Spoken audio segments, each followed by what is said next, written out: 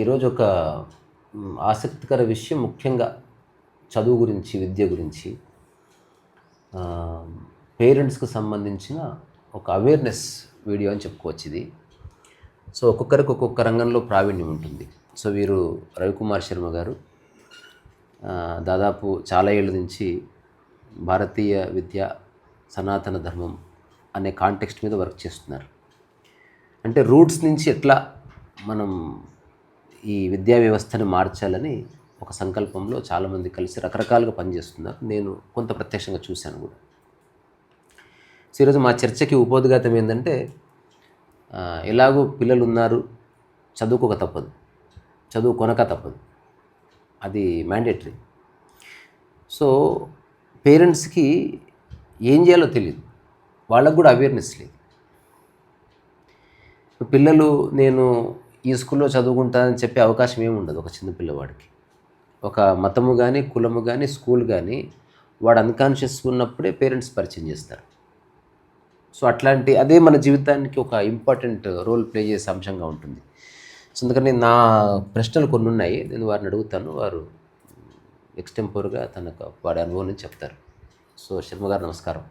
నమస్కారం. సో ఇప్పుడు నా ప్రశ్న ఏంటంటే, మన భారతీయ విద్య అనేది ఏమిటి? ఇప్పుడున్న విద్యా వ్యవస్థలకి, ఇప్పుడున్న ప్రైవేట్ స్కూల్స్కి ఏమిటి తేడా? ముఖ్యంగా ఈ విద్య, చదువు ఈ రెండు మీరు ఉపోద్ఘాతంలో చెప్పారు. చదువు అనేది ఏకైక మార్గం కాదు విద్యకి. విద్య అనేది చాలా ఉన్నాయి. మీరు బొమ్మలు గీస్తారు, కవితలు చెప్తారు. మీరు చదువుకుని బొమ్మలు గీయడం నేర్చుకోవాలి. అందుకోసం చదువుకి విద్యకి కొంత ఒక థిన్ లైన్ ఉంటుంది. ఇవాళ సమాజంలో పడింది ఏమంటే చదువుకోవడమే విద్య నేర్చుకోవడం అనే పద్ధతికి వచ్చేసి ఈ చదువుకోవడము, చదువు కొనడము, ఈ రెండే విద్య అని, ఈ రెండే జీవనోపాధికి మార్గం అనేది ఒక అపోహ కలిగి ఉన్నది. నిజానికి అసలు చదువుకోని వాళ్ళల్లో నిరుద్యోగ శాతము చాలా తక్కువ. చదువుకున్న వాళ్ళల్లో నిరుద్యోగ శాతం చూస్తే, మీరు ఇంజనీరింగ్ చేసిన వాళ్ళల్లో దాదాపు 60% నిరుద్యోగం. అట్లాగే మామూలు డిగ్రీ చేసిన వాళ్ళల్లో 38%. ఈ వేదము, ఈ స్మార్థము నేర్చుకున్న వాళ్ళలో అసలు నిరుద్యోగం లేదు. అసలు చదువుకోకుండా వాళ్ళ పని వాళ్ళు కూరలు అమ్ముకోవడం, ఇట్లాంటివి వాళ్ళు చేతనైన పనులు చేసుకునేవాడికి, అంటే స్కూల్ దాకా ఏదో 3వ తరగతి 4వ తరగతి చదువుకుని చదువు కొనే పరిస్థితి వచ్చినప్పుడు మానేసిన వాడు ఎవడైతే ఉన్నాడో వాడు నిరుద్యోగిగా లేడు. అంటే ఇక్కడ నేను చెప్పొచ్చేదంటే చదువుకి విద్యకి ఇది తేడా. విద్య నేర్చుకోవడానికి చదువు ఒక్కటే మార్గం కాదు, అది భారతీయత. అయితే ఈ తల్లిదండ్రుల్లో ఏం పడిందనంటే, పుట్టాడు కదా, పుట్టిన తర్వాత వాడు ఏదో ఒకటి కావాలి. ఏదో ఒకటి కావాలన్నా ఏదో ఒకటి చేయాలన్నా. ఏదో ఒకటి కావాలి అని అంటే ఒక ఐఏఎస్ ఆఫీసరు, ఒక ఐపీఎస్ ఆఫీసరు, ఒక సాఫ్ట్వేర్ ఇంజనీరు, లేకపోతే ఇంకొక అమెరికాలో ఉద్యోగం కావాలి అనుకోవడం, చేయాలి అనుకోవడం, సమాజ సేవ చేయాలన్నా, లేకపోతే ఇంకో అర్చక వృత్తి చేయాలన్నా, లేకపోతే ఇంకోటి డకైటీ చేయాలన్నా, లేకపోతే ఏదైనా చేయడం అనేది వేరు. ఈ చెయ్యడానికి అవ్వడానికి తేడా తెలియకపోవడం ఇప్పుడున్న విద్యా విధానం. ఇప్పుడున్న విద్యా విధానం అంతా 1835లో మెకాలే తీసుకొచ్చింది ఒకే ఎందుకు. ఇక్కడ సంపద ఉన్నది, దీన్ని దోచుకొని తీసుకొని పోవాలి. ఈ తీసుకుపోయే క్రమంలో అవసరమైన పనోళ్ళు, ఉద్యోగులు, తర్వాత టెక్నీషియన్స్, వీళ్ళని తయారు చేసుకోవడం కోసం తయారు చేసిన విద్య ఇది. అవును. అంటే ఉద్యోగం అనేది బానిసత్వమే. అవును. వాడు ఏం చెప్తే అది చేయాలి, ఏమి ఇస్తే అది తీసుకోవాలి, అది బానిసత్వం. వృత్తి అనేది కాదు. మీ మీ మీ జీవనం ఉన్నది, మీరు ఎవరికి బానిస కాదు. నా మీద అథారిటీ లేదు, నా కింద బానిసలు లేదు. మీరు ఎవరిని కంట్రోల్ చేయరు, మిమ్మల్ని కంట్రోల్ చేసేవారు ఎవరు లేరు. అయితే ఈ ఉద్యోగం రావాలి, మంచి ఉద్యోగం కావాలి, మంచి ఉద్యోగం కోసం చదువుకోవాలి, విద్య నేర్చుకోవడం కాదు, చదువుకోవాలి అనే దీంట్లో ఉన్నాం కదా. ప్రతి మనిషి ఉద్యోగి అయితే, భారతదేశం నిండా పుట్టిన ప్రతి వాడు మంచో చెడో ఐఏఎస్ ఆఫీసరో అటెండరో ఉద్యోగి అయితే, అంటే అందరూ బానిసలైనట్టే కదా. అంటే మరి దేశం స్వతంత్రమైనట్ట, దేశం నిండా బానిసలు ఉంటే దేశం స్వతంత్రమైనట్ట. ఎవరో ఒకప్పుడు ఒక దగ్గర రాస్తే చదివాను, ఉమ్. ఆ రోజుల్లో గ్రీక్ ఎరాలో ఒకడిని ఒక బోనులో వేసి బంధించేవాడు, గొలుసుతో లాక్కెళ్ళి. ఉమ్. ఇప్పుడు మన స్వాతంత్రం వచ్చిన తర్వాత వాళ్ళంతకు వాళ్ళే మెడలో ఒక గొలుసు వేసుకొని వాళ్ళంతకు వాళ్ళే ఒక 8 hours క్యాబిన్లో బంధించుకుంటున్నారు. ఉమ్. అంటే ఒకప్పుడు అతి కష్టం మీద మనం ఒకరిని బానిస చేస్తే ఇప్పుడు జస్ట్ మనకు మనమే వెళ్ళి సరెండర్ అయిపోతున్నాం ఎవ్రీడే. సో ఇప్పుడు ఉద్యోగం చేసే వాళ్ళు నేను అగెనెస్ట్ కాదు, మా అమ్మ ఉద్యోగం చేసింది, మా అన్న కూడా చేస్తున్నారు. కానీ ఆలోచించవలసిన అవసరం, అంటే వాట్ ఈజ్ యువర్ లైఫ్, దేనికోసం ఉంది? ఉద్యోగం చేయడం అనేది తప్పు కాదు, దాన్ని పూర్తిగా నేను విశ్వసిస్తా, భారతదేశం కూడా విశ్వసించింది. అవును. అయితే ఉద్యోగంలో నీ ధర్మం నువ్వు చేయాలి, అంతే. అంతే తప్ప ఇంకోటి చెప్పింది నువ్వు చేయొద్దు. నేను ఒక సబ్ ఇన్స్పెక్టర్ని అయితే తప్పు చేసిన వాడిని అరెస్ట్ చేయాలి తప్ప ఇంకోటి ఎవడో చెప్పిండని వాడికి బానిసనయ్యి తప్పు చేయని వాడిని కూడా నేను అరెస్ట్ చేయను. కానీ హైరార్కీలో అలా ఉండదు, ఇప్పుడు హైరార్కీ అంచెల వ్యవస్థ, లేకపోతే వాడిని ఉంచారు. ఉద్యోగంలో కూడా స్వతంత్రం ఉంది, అది ఏదైనా షరతులతో కూడింది అది. అందుకని షరతులతో కూడిందంటే అక్కడ స్వతంత్రం కాదు. గుర్తింపు ఉండదు. ఇప్పుడు పెద్ద పెద్ద ఉద్యోగాలు మంచి మంచి ఉద్యోగాలు చేసే వాళ్ళని మంచి స్పోర్ట్స్లో వేయరు, ఎక్కడో మూలం పడేస్తారు. వాడు స్వతంత్రం. అది ఎలాంటిదంటే నీకు నచ్చింది కొనుక్కోరా 10 రూపాయలతో అన్నట్టున్నది. ఫస్ట్ ఆఫీసర్ చెప్పాడు నువ్వు ఏది కావాలంటే అది, ఏ మొహమాట పడదు. అంత స్వతంత్రం కూడా లేదు. నీకు నచ్చింది కొనుక్కోరా, నాకు ఇష్టమైనంత వరకు అని. అది నాకు ఇష్టమైన వాటిలో నీకు నచ్చింది కొనుక్కో. ఇంకా అది ఇంకెక్కడ స్వేచ్ఛ. అయితే ఈ స్వతంత్రం విద్య ద్వారా ఎట్లా వస్తుంది అని అంటే, మనం ఇందాక అనుకున్నాం అన్ని రంగాల్లో అందరూ నిష్ణాతులు కాలేరు. నేను పెయింటర్ని కాలేను, నేను కవిని కాలేను. నేను ఊరికే ఏదైనా అందరినీ సమకూర్చి అందరిని దగ్గర తీసుకొచ్చి ఓ పని చేయించే ప్రయత్నం నేను చేయగలను, అంత మటుకే. నేను సమన్వయకర్తని, అందరూ సమన్వయకర్తలు కాలేరు. అయితే ఏ రంగంలో నువ్వు ఉంటే ఆ రంగంలో స్వతంత్రంగా నువ్వు పనిచేయగలిగితే, అయితే ఈ నేర్చుకోవడం అనే విషయం ప్రతిరోజు నేర్చుకోవాల్సి వస్తుంది. నేను సమన్వయం చేయాలి అని అంటే మీ దగ్గరకు వచ్చి నేను డ్రమ్ము విషయమో మాట్లాడితే మీకు అర్థం కాదు కదా, మీ విషయం మాట్లాడాలి. అట్లా కొన్ని విషయాలు సమన్వయపరచడానికి అవసరమైన విషయాలు పరిజ్ఞానం మనకు ఉండాలి. దీన్ని విద్యతో పాటు కళలు అన్నారు. ఇప్పుడున్న విద్యా వ్యవస్థలో కూడా మీరు చెప్పండి, కాలేజీని తెలుగులో ఏమంటారు? కళాశాల అంటారు. అంటే 14వ సంవత్సరం తర్వాత నువ్వు కళల్లోకి వెళ్తావు, 14 సంవత్సరం దాకా నువ్వు విద్యలో ఉంటావు. అది జరుగుతున్న విషయం. పాత గురుకులాల విద్య విషయంలో కూడా ఇదే పరిస్థితి. గురువు దగ్గర ఉండేవాళ్ళు, గురువు చాణక్యుడు చెప్తాడు, లాలయేత్ పంచవర్షాన్ని దశవర్షాన్ని తాడయేత్ ప్రాప్తేసి షోడశే వర్తే పుత్రం మిత్రవత చరత్. పుట్టిన పిల్లవాడిని కన్న తర్వాత 5 ఏళ్ళు మాతృత్వం పొందాలా, వాడిని గారాబం చేయాలి, ప్రేమించాలి, లాలించాలి, అన్నీ చేయాలి. లాలయేత్ పంచవర్షాన్ని. 6వ సంవత్సరం వచ్చిన తర్వాత అక్కడి 10 ఏళ్ళు తాడయేత్ పడాలి. అక్కడి 10 ఏళ్ళు అంటే ఎంత అయింది? 15 సంవత్సరాలు. అక్కడికి అయిపోయిన తర్వాత వాడిని ఇంకా నువ్వు లాలించేది అయిపోయింది, తాడనం చేసేది అయిపోయింది. అక్కడ నువ్వేం చేయాలి? వాడిని పుత్రం మిత్రవత చరత్, వాడితో ఇంకా స్నేహితుడిలాగా వాడి పని వాడు నేర్చుకుని వాడికి ఆసక్తి అయిన విషయాల్లో వాడు వెళ్ళిపోవడానికి వాడికి అవకాశం ఇవ్వాలి. అక్కడ కూడా 32 ఏళ్ళు వచ్చేదాకా కూడా నువ్వు ఎంఎస్ చేయి, ఎంఎస్లో ఈ సబ్జెక్టు తీసుకో, అది తీసుకో, ఇది తీసుకో, ఇవన్నీ ఇంకా తల్లిదండ్రులు చేయాల్సిన పని కాదు. భారతదేశంలో అది జరగలేదు. ఇవాళ పరిస్థితి ఏంది? 32 వచ్చిన తర్వాత కూడా అమెరికాకి పోయి అమెరికాలో ఏం చదువుకోవాలి, వాడు చదువుకున్నంతసేపు కొనసాగుతూనే ఉంది, అది ఎండ్ అయితే లేదు. ఇప్పుడున్న విద్యా విధానానికి, భారతీయ విద్యా విధానానికి అది తేడా. అయితే ఈ తల్లులో, ముఖ్యంగా తల్లుల విషయం చెప్తున్నా, ఇల్లును వదిలేసి ఒక బ్యాగ్ సంకేసుకుని బయటికి వెళ్ళి పిల్లల చదువుల కోసం పనిచేస్తున్న తల్లులు చాలామంది ఉన్నారు. వాళ్ళకి ఏం కావాలి? పెద్ద పెద్ద కార్పొరేట్ స్కూల్కి ఫీజు కట్టాలి, దానికి పంపించడానికి ఆటోకి కిరాయి కట్టాలి, మళ్ళీ ఇవి 2 సంపాదించడానికి ఈమె బయటికి పోవాలి. కాబట్టి ఇంట్లో ఇల్లు ఊడడానికి ఒక పని మనిషి, వంట వండడానికి ఒక పని మనిషి, వీళ్ళందరినీ పెట్టుకోవాలి. ఈ ఖర్చులన్నీ సంపాదించడానికి ఈమె బ్యాగ్ వేసుకుని బయటికి వెళ్ళాలి. ఇంటికి ఎప్పుడు వస్తుంది? 7:30కు వస్తుంది రాత్రి. వీడు 4 గంటలకు ఇంటికి 4:30కో 5 ఇంటికి వచ్చి ఉంటాడు. వీడు ఎవరికి చెప్పుకోవాలి? అమ్మ ఇవాళ స్కూల్లో ఏమైందంటేనే అంటూ ఎవరికి చెప్పుకోవాలి? పోనీ అంత రాత్రికి వచ్చినా వింటారా ఏమన్నా కోపం వస్తే? వినరు. అయితే ఒక్కొక్క విషయం తల్లులు గమనించాల్సింది, శివాజీ తల్లి ఉద్యోగస్తురాలు కాదు, నరేంద్ర మోదీ తల్లి ఉద్యోగస్తురాలు కాదు, ఎన్టీఆర్ తల్లి ఉద్యోగస్తురాలు కాదు, రేవంత్ రెడ్డి తల్లి ఉద్యోగస్తురాలు కాదు, చంద్రబాబు నాయుడు తల్లి ఉద్యోగస్తురాలు కాదు, నాకు తెలిసి మన అబ్దుల్ కలాం గారి తల్లి ఉద్యోగస్తురాలు. ఇట్లా గొప్ప గొప్ప వాళ్ళు ఎంతమంది అయితే ఉన్నారో వాళ్ళు ఇంట్లో ఉండి గొప్ప వాళ్ళని తయారు చేసినారు. కానీ డబ్బు తీసుకొచ్చి ఇస్తే వీళ్ళు గొప్ప వాళ్ళు అయిపోతారు అని అనుకోలే.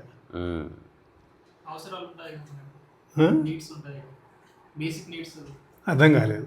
బేసిక్ నీడ్స్ ఉంటాయి కదా. బేసిక్ నీడ్స్కి వారు చెప్తూ ఉంటారు, నీడ్కి వాటికి తేడా ఉంది.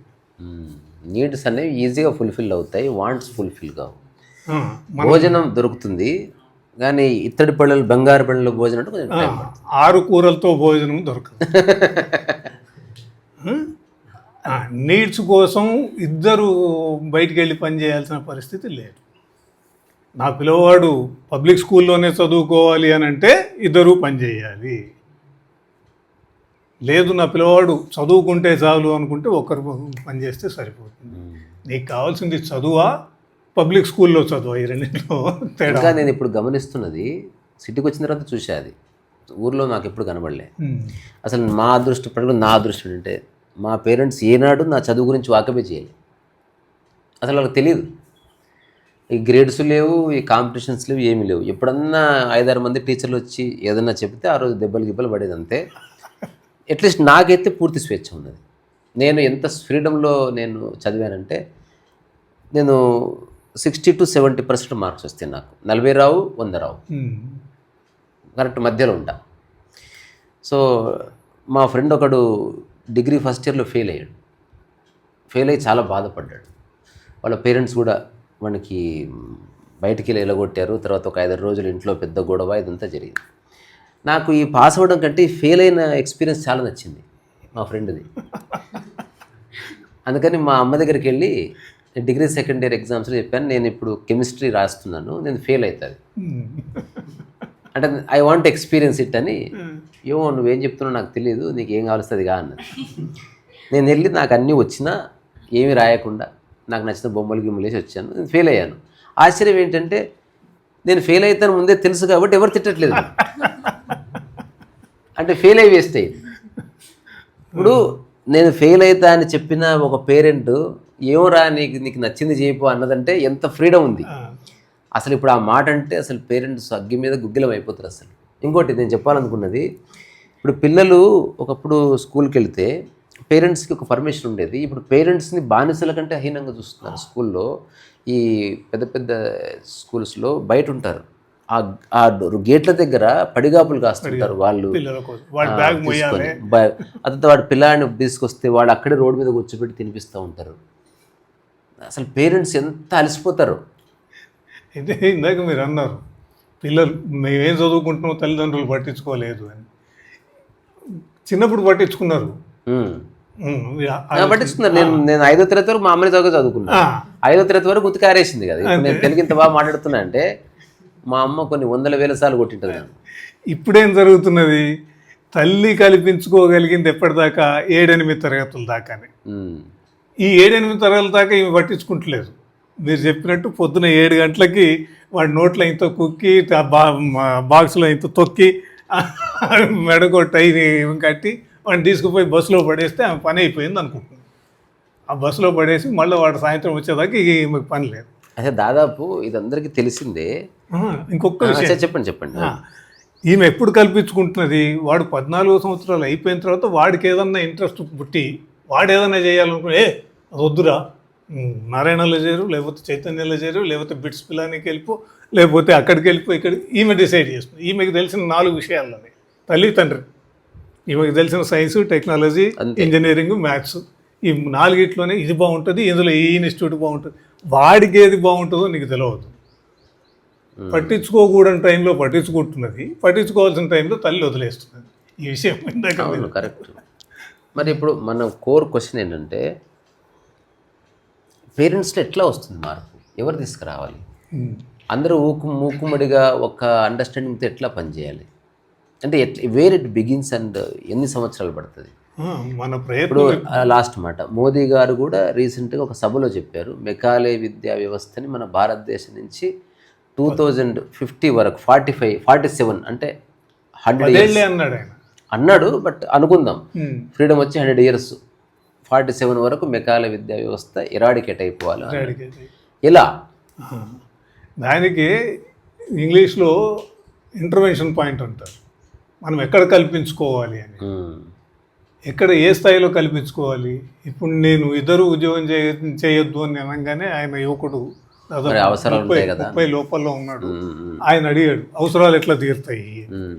వీళ్ళది ఈ వయసు వాళ్ళది మైండ్ గ్రూ అయిపోయి ఉన్నది.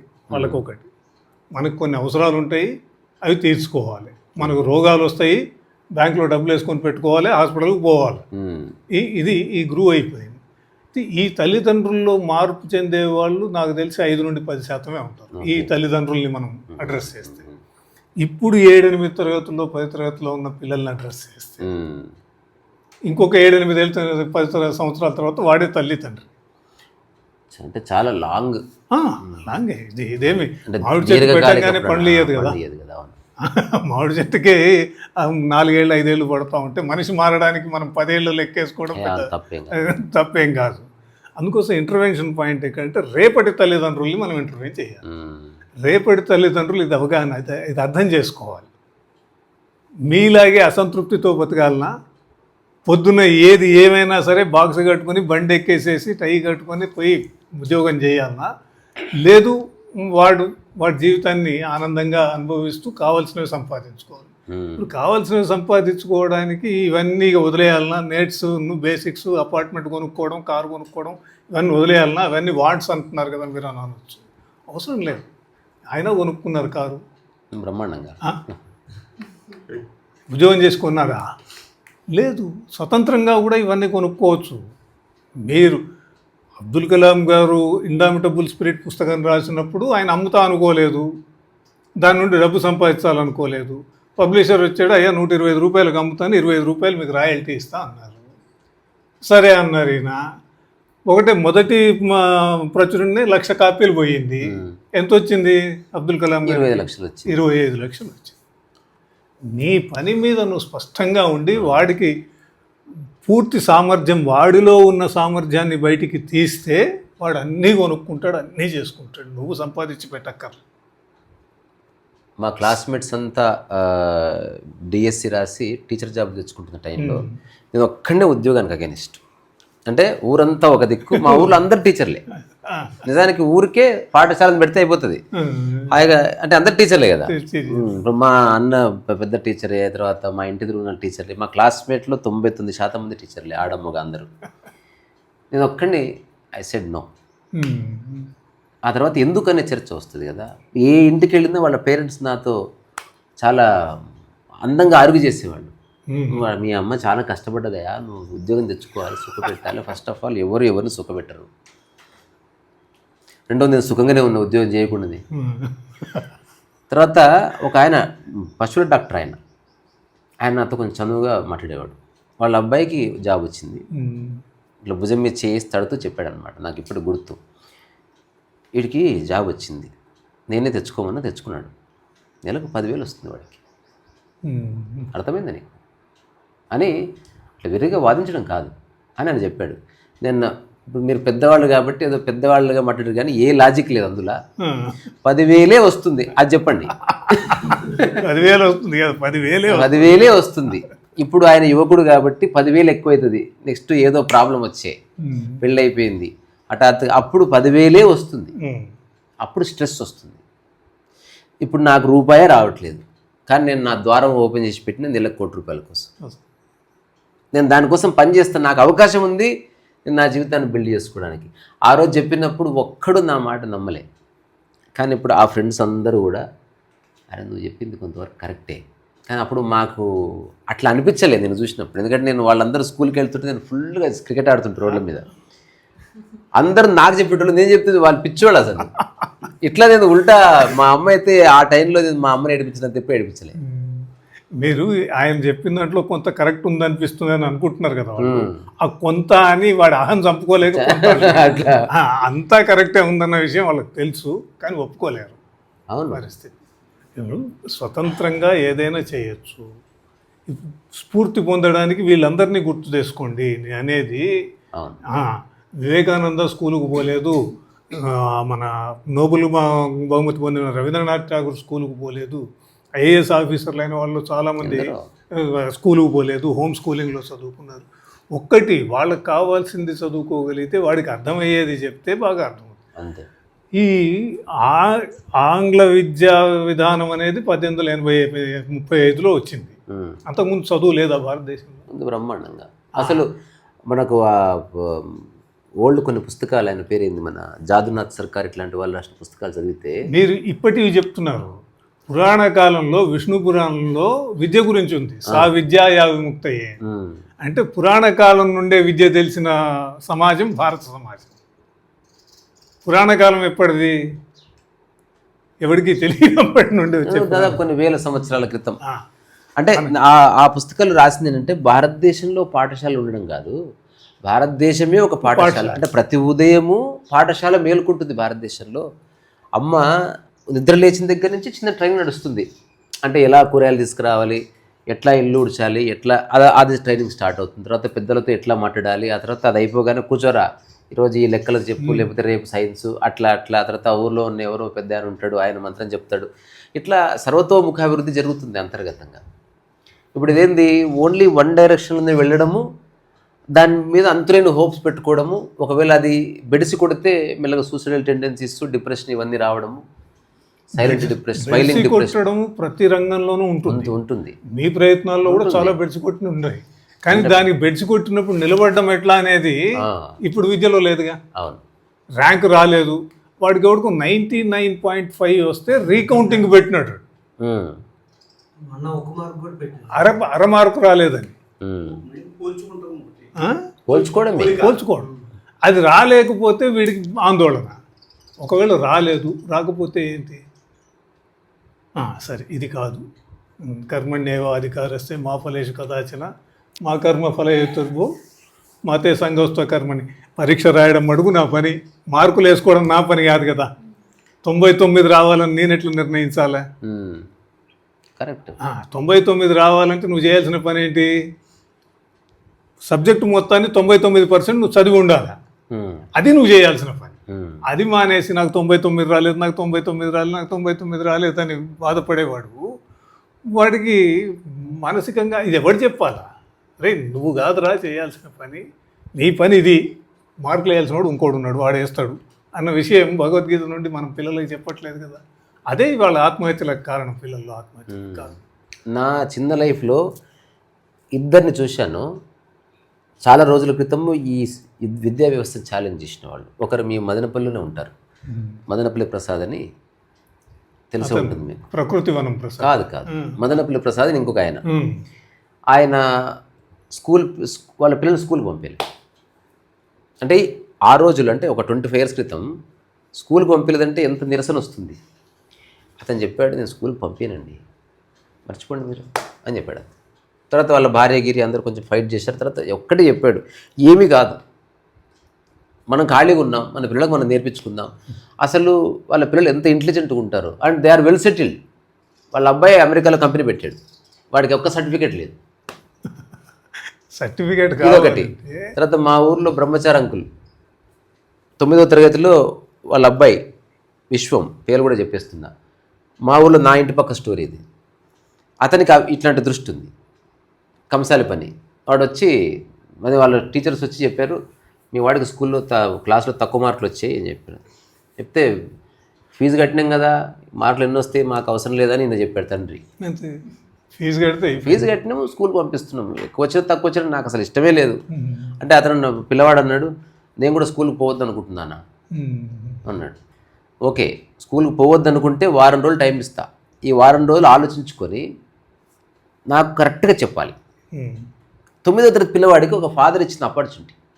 మామూలు అయితే వంగబెట్టి గుద్ది ఎందుకు తక్కువ మార్కులు వచ్చింది ఇట్లా ఉంటుంది చూడు, ఎంత హెల్తీగా. సో నాకు చెప్పాడు, నేను పర్యవేక్షణ ఒక వారం రోజులు అయింది, వాడు ఆ వారం రోజులు 20 రూపాయలు ఇస్తే 5 రూపాయలు ఖర్చు పెట్టుకొని మిగతా 15 రూపాయలు వాళ్ళ డాడీకి ఇచ్చి స్కూల్కి వెళ్ళాను. అప్పుడు వాళ్ళ ఫాదర్ నియమం పెట్టాడు, స్కూల్కి వెళ్ళకపోతే విద్యా విధానం స్టార్ట్ నాది. పొద్దున్నే 6కు లేవాలి, షాప్ అంతా తుడవాలి, తర్వాత రోజంతా 24 hours పని ఉంటుంది, సాయంత్రం 7 గంటల నుంచి 9 గంటల వరకు సంగీత సాధన చేయవలసిందే. ఇవన్నీ ఉంటాయి. మరి దీనికి ఓకేనా అంటే నాకు 100% ఓకే. అసలు వాడు స్కూల్కి వెళ్తే పెద్ద దమా ఖరాబ్ చేసుకునేవాడు, ఇది ఎంత బాగా చేసేవాడు. పొద్దున 5:30కి లేచి చక్కగా షాప్ అంతా తుడిచి ఆడుకుంటూ మధ్యలో చిన్న బ్రేక్ తీసుకొని చిన్న కాసేపు క్రికెట్ ఆడుకొని మళ్ళీ పోయి బంగారం పని చేసి వాడు ఒక 4-5 ఏళ్ళు తిరిగేసరికి అసలు మా ఊర్లోనే టాప్ మోస్ట్ బంగారం డిజైన్ చేసి వాడు తయారయ్యాడు. ఇంట్రికేట్ వరకు ఎవరెవరు వచ్చి వాడితో ఇవి ఉంటాయి కదా మన హారాలు, చంద్రహార, ఇట్లాంటి చాలా ఇంట్రికేట్ వర్క్ అదంతా. సో ఇద్దరు తండ్రి కొడుకులు కలిసి ప్రయోగాలు చేయడం, ఇప్పటికీ ఒక కారు కొనుక్కోవడం, వాళ్ళ కారు వాళ్ళే డ్రైవింగ్ చేసుకోవడం, ఆ గోడ కూడా గుద్దుకోవడం, నవ్వుకోవడం. అంటే నాన్సి ఏంది బ్రహ్మచారి పిచ్చి లేచిందంటే మా గురించి వదిలేయండి, మీరు చదువుకోపోండి, లేట్ అవుతుంది. తర్వాత వాళ్ళ పిల్లలందరూ మిగతా ఫ్రెండ్స్ అందరూ డిగ్రీ వరకు వచ్చారు, వీడు 10th పాస్ అయ్యాడు. ఇది మన దాన్ని ఏమంటారు, కాదు మన ఆన్లైన్, అది ఏమంటారు దాన్ని, డిస్టెన్స్ ఎడ్యుకేషన్. ఇప్పుడు అందరితో పాటు కట్టి డిగ్రీ కూడా పాస్ అయ్యాడు వాడు. ఇప్పుడు రెగ్యులర్ స్కూల్కి వెళ్ళిన వాళ్ళు డిగ్రీని చదివారు, వీడు డిగ్రీకి వచ్చాడు. కానీ వీడికి అంతులేని విద్య వచ్చింది మధ్యన. దీంట్లో ఎంత క్రియేటివ్ పర్సన్ అంటే భయం లేని తత్వం. వారంలో కారు వేసుకొని పోదాంపా, ఎటంటే అటే, ఈతకు పోదాంపా. అక్కడ పోయినా వర్క్ నడుస్తూ ఉంటుంది, విద్య నడుస్తూ ఉంటుంది. ఆ తర్వాత ఒక చిన్న ప్లాట్ కొనుక్కొని వాళ్ళు ఇల్లు కట్టేసుకున్నారు. మేస్త్రి పని రాదేమి, అసలు వాళ్ళు మేస్త్రి కానే కాదు. ఆ ఊర్లో ఎంతమంది చెప్పినా వినలే, అదే చెత్త కూలితే చచ్చిపోతావు, ఏం కాదు, ఓకే అది తెప్పురా, రాయి తెప్పు అంటే ఎవరైనా చేయనియరు ఊర్లో. అసలు ఆయన ఎవరి మాట వినలే, బ్రహ్మాండంగా.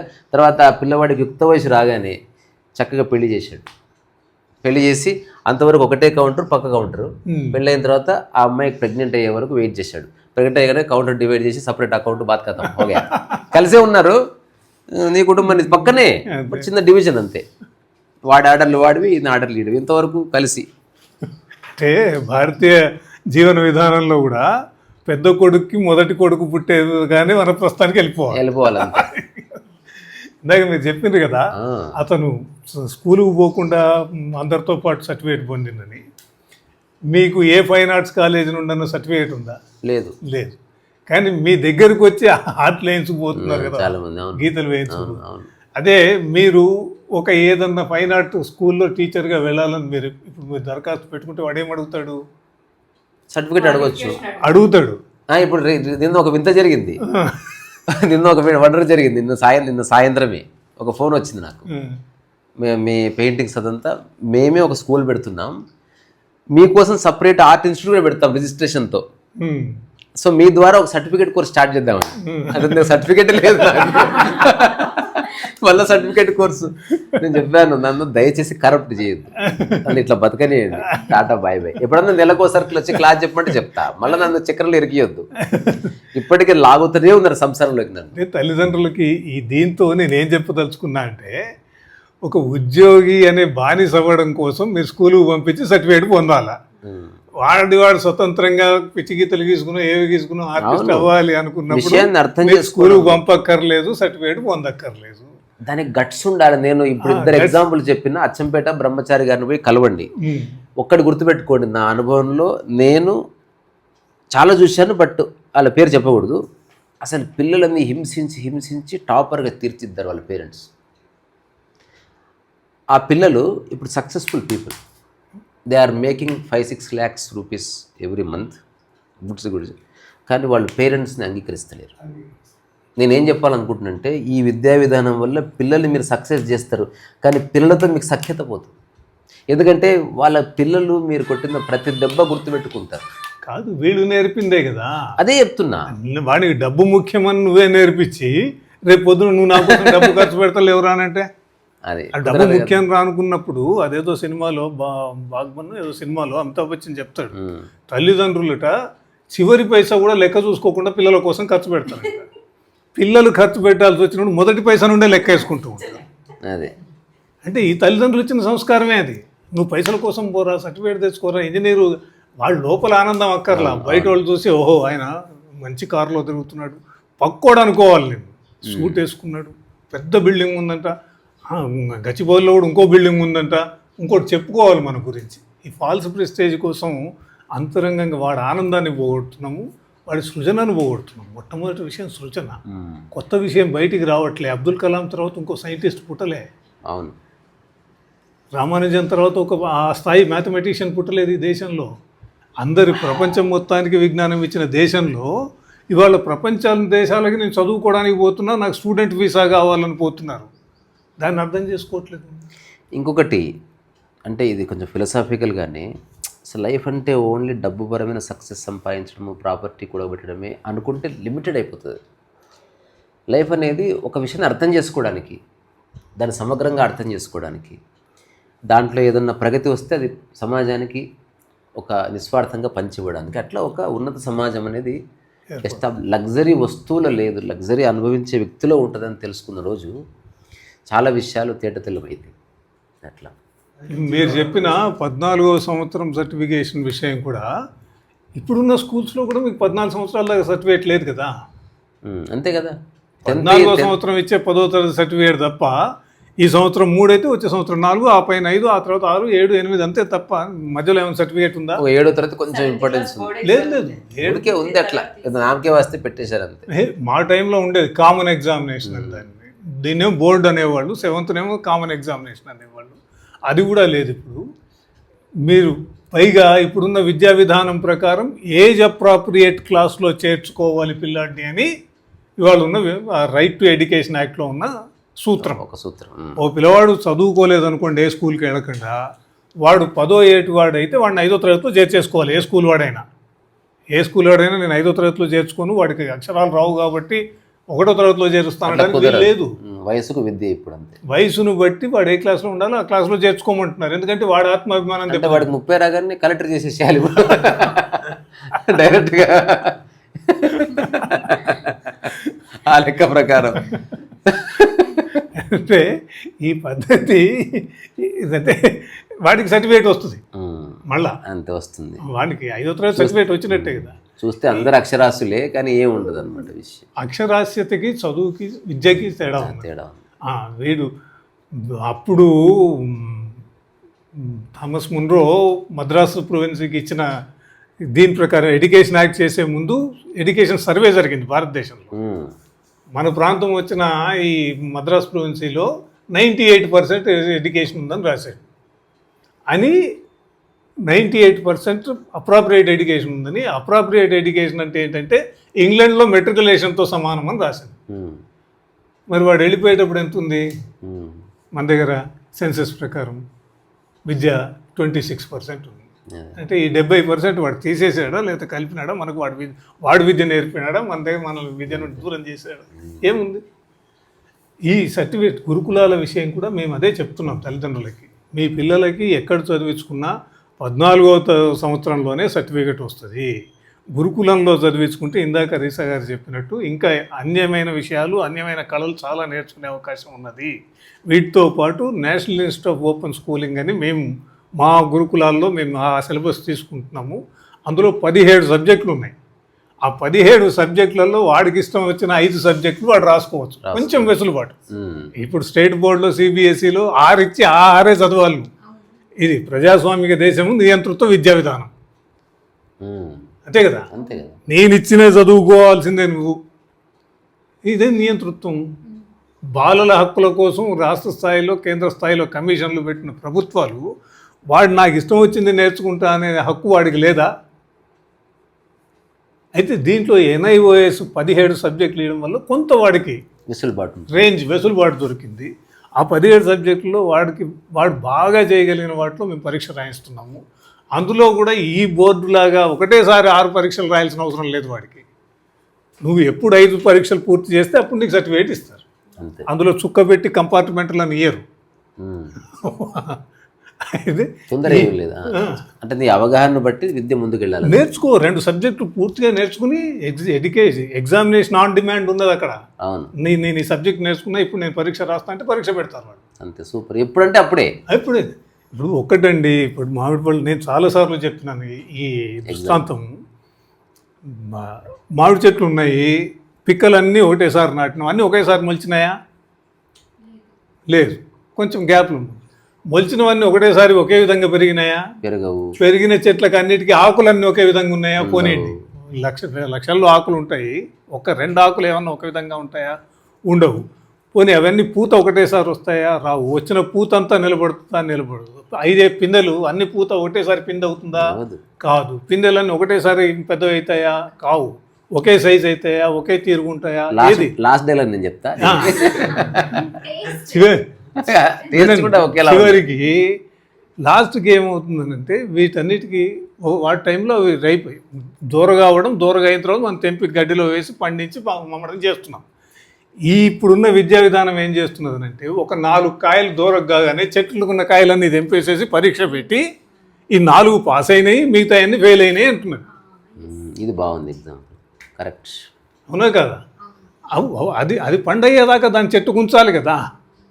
అవును, నిజంగా ఉంచాలి కదా. పిల్లలకి అర్థమయ్యే వరకు. ఇప్పుడు ఆ వెసులుబాటు తల్లిదండ్రులకి, నేను ఇది కథలాగా చెప్తున్నా, మీకు హాస్యంగా అనిపిస్తున్నా, దీన్ని గమనించండి. వాడికి అర్థమయ్యేదాకా చదువుకొని ఏ విషయమైనా, చదువు తప్పు కాదు, వాడికి అర్థమయ్యేటట్టు. ఈ స్ట్రెస్ వచ్చేస్తుంది, ఎగ్జామ్ అనేది తరిమేస్తుంది. అందరికీ ఆ స్ట్రెస్ మ్యాచ్ అవ్వదు. ఆ టైం ఫ్రేమ్లో అందరూ చదవలేరు. ఆ విధంగా NIOSలో వాళ్ళని 10వ తరగతి పరీక్ష రాయిస్తున్నాము. అక్కడి 2 సంవత్సరాల్లో మళ్ళీ 12వ తరగతి పరీక్ష రాయిస్తున్నాము. ఈ 2 సర్టిఫికేట్లు ఎందుకు పనికి వస్తాయని మీరు అనుకోవచ్చు. దేశవ్యాప్తంగా అన్ని 10వ తరగతులకి సర్టిఫికేట్లకి మన తెలుగు రాష్ట్రాల 10వ తరగతి సర్టిఫికేట్కి ఎంత విలువ ఉన్నదో, దేశవ్యాప్తంగా NIOS నుండి ఇచ్చే 10వ తరగతి 12వ తరగతి సర్టిఫికేట్లకు కూడా అంతే విలువ ఉన్నది. అక్కడి నుండి మీరు బిట్స్కి వెళ్ళొచ్చు, ఇంకో ఇంజనీరింగ్కి, IITకి, IIMకి, వేటికైనా వెళ్ళే అవకాశం ఉన్నది పరీక్షలు రాసుకుని. దానికోసం మీ పిల్లలకి 7.5 గంటలు తీసుకుపోయి కంపార్ట్మెంట్లో పడేయకండి. ఆ స్కూల్ కంపార్ట్మెంట్లో వాళ్ళని చదువుకునే అవకాశం ఏంటి? గురుకులాలు వస్తున్నాయి చాలా. ఆ గురుకుల వ్యవస్థ కోసం అడగండి. ఆన్ డిమాండ్ చేస్తేనే ఏదైనా దొరుకుతుంది. ఇదివరకు హైదరాబాద్లో ఆవు పాలు దొరికేవి కాదు, ఇప్పుడేమో 120 రూపాయలు లీటరు. గేదె పాలు 80 రూపాయలు లీటరు, ఆవు పాలు 120 రూపాయలు లీటరు. అంటే మనం అడిగితే డిమాండ్ ఏర్పడుతుంది. తల్లిదండ్రులు గురుకులాల కోసం అడగండి. గురుకులాలు స్థాపించడం కోసం మేము పనిచేస్తున్నాం. శృతి అని ప్లాట్ఫామే పెట్టి పనిచేస్తున్నాం దానికోసం. పిల్లల సమగ్ర అభివృద్ధి కోసం సామర్థ్య వృద్ధి, వాడికి ఉన్న సామర్థ్యాన్ని పెంచాలా, వాడికి లేని సంస్కారాన్ని ఇవ్వాలి. సామర్థ్య వృద్ధి, సంస్కార ఆదానం, ఈ 2 పదాలకి ఇవాళ ఉన్న విద్యా సంస్థల్లో చోటు లేదు. మార్క్స్ తెచ్చుకో, కార్ల్ మార్క్స్ గా అంతే. మా క్లాస్లో ఒకటి జరిగింది డిగ్రీలో. అనుకోకుండా ఒక కాంపిటీషన్ స్పిరిట్ స్టార్ట్ అయింది ఒక దరిద్రుడి వల్ల. మ్యాథ్స్లో 150కి 150 రావాలి అని ఏదో ఒకటి పిచ్చి పట్టుకుంది. అది నాకు పట్టుకుంది. నేను అసలు ఆటలు గిట్టలు మానేసి మా ఫ్రెండ్ ఇంటికి పోయి పిచ్చోళ్ళ చదువుతున్నా. నేను అది రాదు నాకు. ఇంకోటి కాపీ కొట్టి అవకాశం ఇయ్యరంట. ఎట్లా వస్తుంది? ఎట్లనే రాదు. ఒక ఆవిడ ఉండే పద్మ. ఆ అమ్మాయి అసలు అన్నం కూడా తినడం మానేసి స్టార్టెడ్ చదువుతుందన్నమాట. వాళ్ళ పేరెంట్స్ అప్పుడే కూడా కొంచెం తిను తల్లి, కొంచెం జ్యూస్ అన్న తాగు. లేదు 150 తెచ్చుకోవాలి, అందరికంటే ఎక్కువ తెచ్చుకోవాలి. అది ఏదో పిచ్చి పట్టుకుంది, అదే మాయ పట్టుకుంది. అసలు నిజంగా బాగా చదివింది. ఎగ్జామ్ స్టార్ట్ అయింది, సొమ్మసిల్లి పడిపోయింది. ఎగ్జామ్ అయిపోయినాక లేచింది. నాకు ఆ రోజు ఆ అమ్మాయి మూర్చపడంలో నాకు గొప్ప రిలీఫ్ వచ్చింది. అమ్మా, నాకు మార్కులు వద్దు, మార్కులు నాకు బతకడానికి ఉపయోగపడాలి, కానీ నన్ను చంపేది మార్కులు వద్దు. ఇందాక ఈ కాంపిటీషన్ ఒకటి ఉంది కదా, భారతీయ విద్యా విధానం మీరు అడుగుతున్నారు కాబట్టి దాన్ని స్ట్రెస్ చేసి చెప్తాను. భారతీయ విద్యా విధానంలో విద్య ఎట్లా అబ్బుతుంది అనడానికి ఓ శ్లోకమే ఉన్నది. ఆచార్యాత్ పాదమాతత్తే, 4 పాదాలు చేస్తే విద్యని, ఆచార్యుని నుండి 1 పాదము, పాదం శిష్య స్వమేధయ, వాడి స్వమేధస్సుతో 1 పాదం వస్తుంది. పాదం సబ్రహ్మచారిభ్యాం, అది శ్లోకంలో ఏదన్నా ఒక తప్పు ఉంటే ఉండొచ్చు, అక్షరదోషం. సహ విద్యార్థులతో 1 పాదం వస్తుంది, క్లాస్మేట్స్తో అందరితో డిస్కస్ చేస్తే కొంత వస్తుంది. అది పాదం కాలక్రమేణ ఇంకా పాదం ఎక్కడ వస్తుంది? వాడికై బయటికి పోయి నేర్చుకుంటాడు, తెలుసుకుంటాడు. అన్నీ ఈ గీత, ఈ బొమ్మ వేసేటప్పుడు రవికుమార్ ముక్కు గీసేటప్పుడు 3 సెంటీమీటర్ల కిందికి గీయాలని ఎవరు చెప్పాడు కదా. ఫైన్ ఆర్ట్ కాలేజీలో కూడా బయటికి పోయినాక వాడు నేర్చుకుంటాడు. ఈ సహబ్రహ్మచార్యులతో వచ్చే విద్యని నాశనం చేసేసి ఇప్పుడు కోఆపరేటివ్ ఎడ్యుకేషన్ సిస్టమ్ని కాంపిటేటివ్ ఎడ్యుకేషన్ సిస్టమ్ చేసేసారు.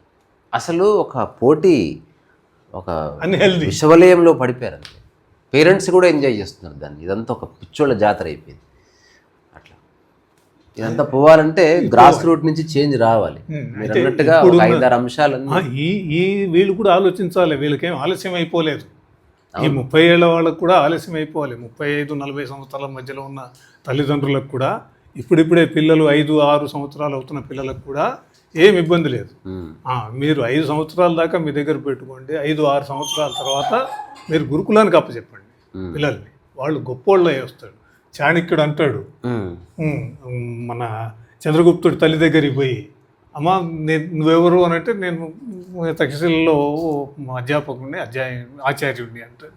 ఏంటి ఇక్కడ ఏం పని అంటే, వాడిని నేను తీసుకుపోవడానికి వచ్చిన నా శిష్యుడిని అంటాడు. నువ్వెవరు డిసైడ్ అని, నేను ఆచార్యుడిని, వాడిని నేను పిలిస్తే వచ్చేస్తాడు, అయినా నువ్వు తల్లి నీ పర్మిషన్ కావాలి, నీ అనుమతి కోసం వచ్చినా అని అంటే, నేను ఇవ్వను అంటుంది. అనుమతి ఇవ్వను అంటే కుదరదు, నీ పని 9 నెలలు కడుపులో మోయడమే, నువ్వు 9 నెలలు కడుపులో మోసి కన్నావు, నీ పని అయిపోయింది.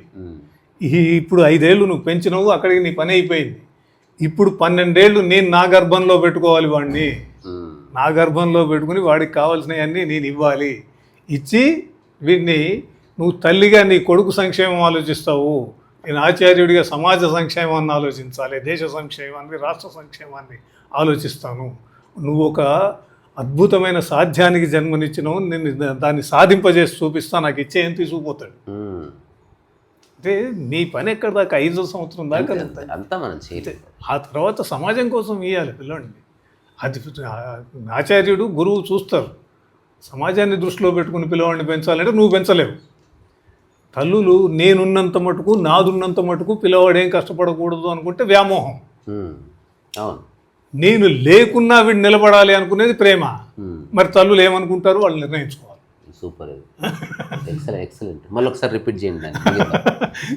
నేనున్నంత మటుకు, నాదున్నంత మటుకు నా పిల్లాడికి ఏమీ కాకూడదు అనుకోవడం వ్యామోహం.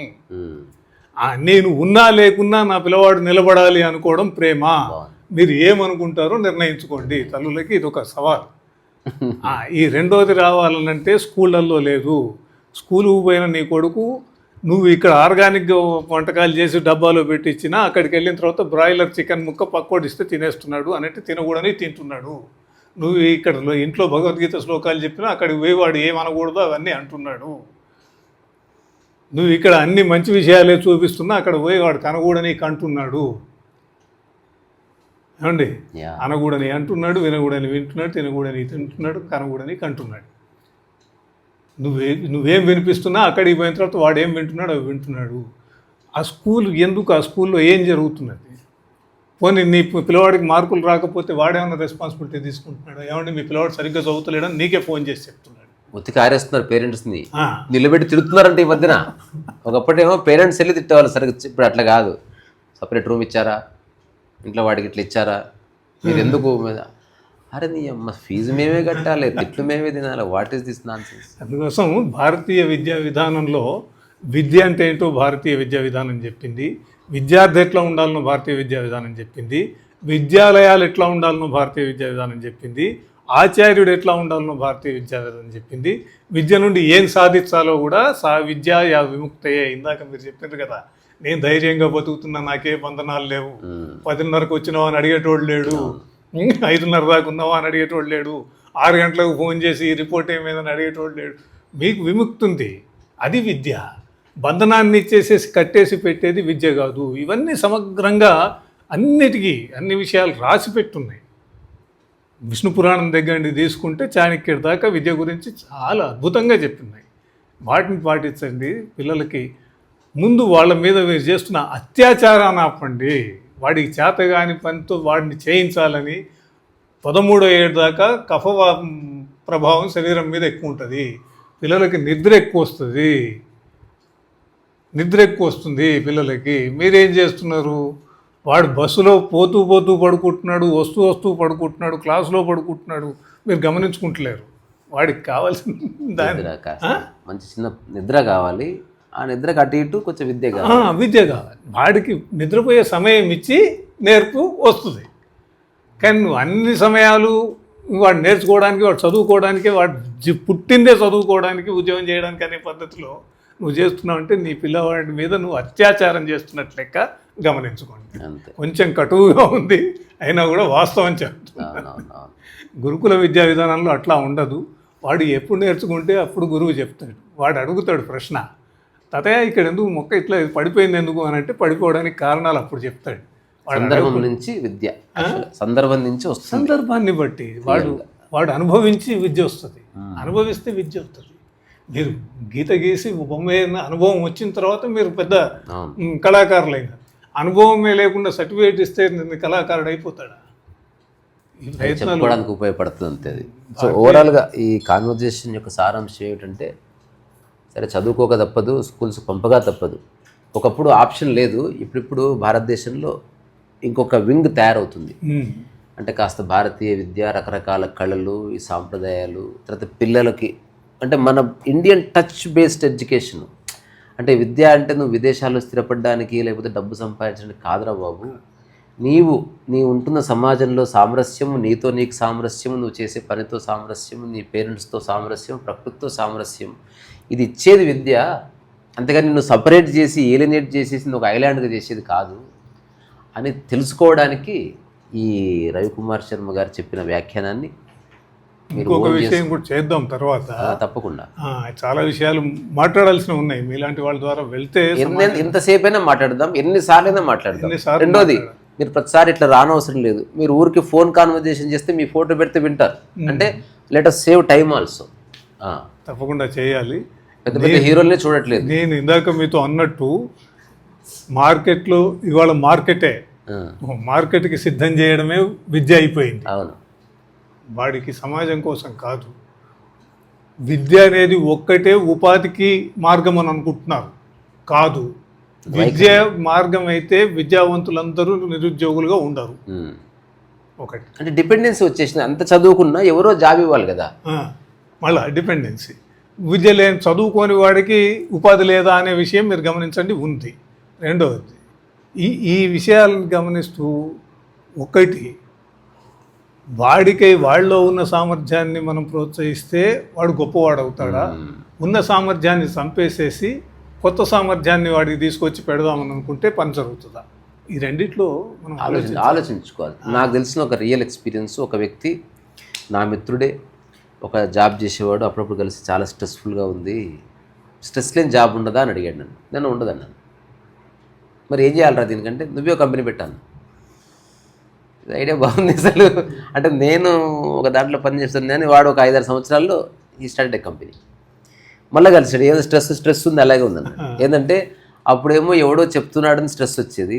ఇప్పుడు ఇంతమంది పని చేస్తున్నారు కదా, వీళ్ళకి శాలరీ ఇవ్వాలని నాకు స్ట్రెస్ వస్తుంది. ఇప్పుడేం చేయాలన్నాడు. నాకు తెలీదు, నువ్వే ఆలోచించుకో. అంటే సొల్యూషన్ ఉంటుందా అంటే ఉంటుంది, అక్కడే ఎక్కడో ఉంటుంది. నువ్వు ఆఫీస్ పెట్టింది వాళ్ళకి ఉద్యోగాన్ని ఇవ్వడానిక, లేకపోతే నువ్వు పెద్ద ఇండస్ట్రీలో ఇవ్వడానిక?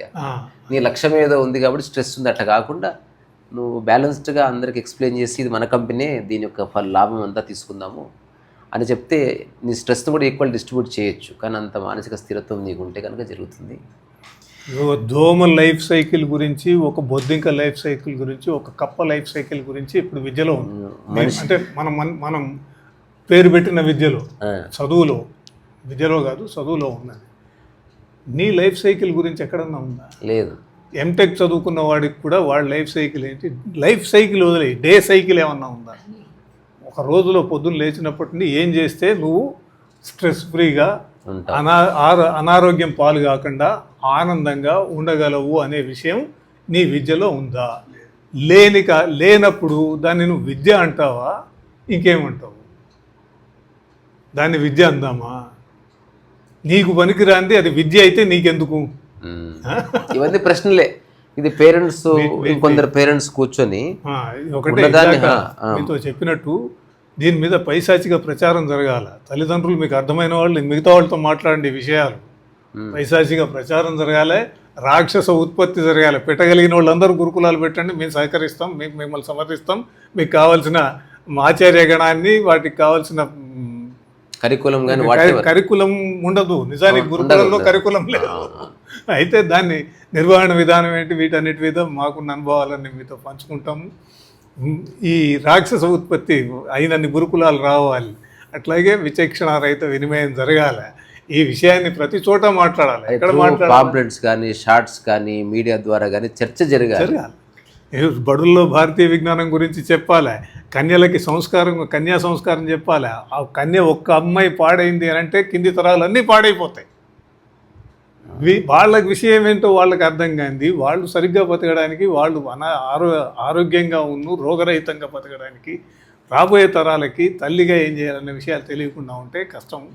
తల్లి బాగా ఉండాలని అంటే కన్యా సంస్కారం జరగాలి. కన్యా సంస్కారం కూడా జరగాలి. తర్వాత హోమ్ స్కూలింగ్స్ చాలా బాగుంటున్నాయి. మన మాధవీలత గారు పొలిటీషియన్, ఆవిడ పిల్లలు ముగ్గురు ఇద్దరు, మొత్తానికి ఆవిడ మొత్తం హోమ్ స్కూలింగే చేసుకున్నారు. అందరూ IIITలోనే, అందరూ పెద్ద చదువులు చదువుకున్న వాళ్ళే. ఇట్లాంటి వాళ్ళతో స్ఫూర్తి పొందండి, వీటిని చేయండి. హోమ్ స్కూలింగ్కి కానీ కన్యా సంస్కార విషయాలకు కానివ్వండి, లేకపోతే బడులలో భారతీయ విజ్ఞానం చెప్పించడానికి కానివ్వండి. ఎవరైనా మా స్కూల్లో వాళ్ళు ఉంటే, గురుకులాలు పెట్టాలన్న ఉద్దేశం ఎవరికైనా ఉంటే తప్పకుండా రీసా గారిని సంప్రదించండి. వారి ద్వారా మమ్మల్ని తర్వాత చేస్తాము. ఈ అంశాల్లో అంటే ఇటువంటి అంశాలు ఇంకా ఏదైనా ఒక అంశం మీరు చర్చించాలి, ఇది బాగుంటుందని అనిపిస్తే కామెంట్లో పెట్టండి. నేను ఎప్పుడు ఇట్లా అడగను. ఇది చాలా ఇంపార్టెంట్ టాపిక్. ఇది అట్లీస్ట్ ఒక 10-15 మంది 1000 మందిలో స్పందించిన ఒక మార్పుకి పునాది పడ్డట్టే అని బలంగా అనుకుంటూ, అంటే మీరు చెప్పిన మాట మళ్ళీ ఒకసారి స్పష్టంగా చెప్పండి. 10 విధాలుగా చెప్తే కాదు, ఒక విధంగానే జరగాలి. అది కూడా అది నెక్స్ట్ అనుకున్నది అంటే మళ్ళీ భారతీయ విద్య అనగానే మా విద్య వేరు మీ విద్య వేరు అట్లా కాదు. మనందరి లక్ష్యము ఒక్కటే అవ్వాలి. అదేంటి, జీవన్ముక్తిలో నుంచి జీవితాన్ని నిర్మించుకోవడం అన్నది యాక్చువల్గా ముఖ్య ఉద్దేశం అవ్వాలి. దాంతోపాటు పేరెంట్స్కి ఒక కామన్ అండర్స్టాండింగు, ఆచార్య గణానికి ఒక కామన్ అండర్స్టాండింగు, విద్యార్థులు ఏం చదువుతారు, ఎటువైపు వెళుతారు అన్న దానికి ఒక కామన్ అండర్స్టాండింగ్. ఓవరాల్గా ఒక 10-15 పాయింటర్స్ని పట్టుకొని వాటిని ఆధారం చేసుకొని ఈ చెట్టు ఎదగాలి. అంతేగాని మళ్ళీ ఈగోలు వచ్చేస్తే ఈ భారతీయ విద్య నిలబడదు. అసలు భారతీయ విద్య అంటేనే అసలు అహంకార రహితమైనది. భారతీయ విద్య విద్యార్థి కేంద్రీకృత విద్య. విద్యార్థి పురోగతికి ఉపయోగపడేదే భారతీయ విద్య. అంతే తప్ప టీచర్కి వచ్చింది చెప్పడం భారతీయ విద్య కాదు. దానికి ప్రయత్నం చేద్దాం. మీరు రిసా గారు చెప్పినట్టు మీ సలహాలు మీరు కూడా చాలా మంది ఆలోచిస్తున్న వాళ్ళు ఉంటారు. ఈ పర్టికులర్ వీడియోకి మంచిగా డిబేట్ చేయండి చక్కగా కామెంట్స్లో. మీ అనుభవాలు, మీరు పిల్లల్ని ఏ స్కూల్ పంపిస్తున్నారు, నిజంగా స్ట్రెస్ ఉందా, వాళ్ళ డెవలప్మెంట్ ఏమిటి, వాళ్ళు ఏం తెలుసుకుంటున్నారు, ఫీర్ ఏమన్నా వస్తుందా అంటే దీని నుంచి ఎట్లా ఓన్లీ ఒక్కటి నేను చెప్పాలనుకుంటున్నా. నా లైఫ్ ప్రమాణంగా పెట్టి జస్ట్ డబ్బు సంపాదించడము లేదా ఉద్యోగమే సక్సెస్ అనే ఒక భ్రమల నుంచి బయటపడితే ఇప్పుడు మేము చెప్పేది కొంత అర్థమయ్యే ఉంటుంది మీకు ఆల్రెడీ. అట్లా కాకుండా అదే కంపల్సరీ మేము లైఫ్లో సంకన అయిపోయినా సరే మా వాడు గొప్ప జాబ్ చేయాలి, మా ఇద్దరికి మాటలు ఉన్నా లేకపోయినా వాళ్ళు మార్చుకున్నా చెప్పుకోవడానికి ఒక హోదా కావాలంటే భారతీయ విద్య అంతా తర్వాత సంగతి మీద వదిలేద్దాం. సో భారతీయ విజ్ఞానం గురించి ఇంకోసారి ఎప్పుడైనా కలిసినప్పుడు మాట్లాడదాం. సో ఎప్పుడు కలిసినా ఏదో ఒక అంశం గురించి వారి అనుభవాన్ని నేను మీ ముందు ఉంచే ప్రయత్నం చేస్తానని చెప్తూ ఇక్కడి నుంచి సెలవు తీసుకుంటున్నా.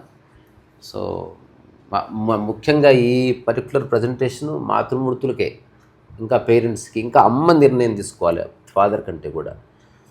కొంచెం అవగాహన పెంచుకొని చర్చిస్తేనే ద్వారం ఓపెన్ అవుతుంది. చర్చిస్తే తప్పకుండా ద్వారం ఓపెన్ అవుతుంది అని తెలుసు. సరే మరి ఉంటాను.